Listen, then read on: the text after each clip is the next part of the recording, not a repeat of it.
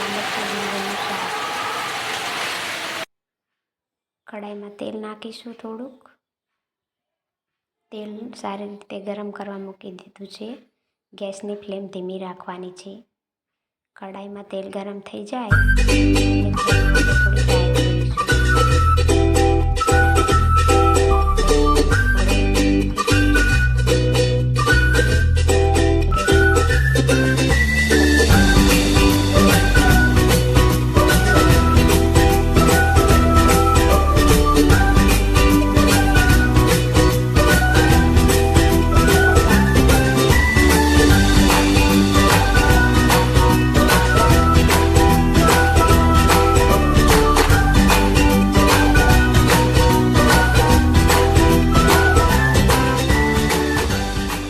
મસાલો સંતળાઈ જાય એટલે આપણે તેમાં તાંદળચો ઉમેરી દઈશું.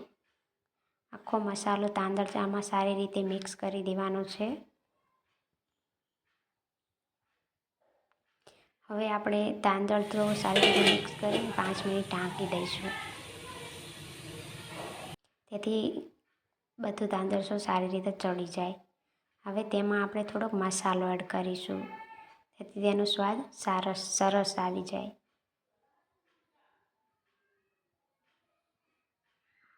જો આપણું તાંદળતા ડુંગળીનું શાક તૈયાર છે.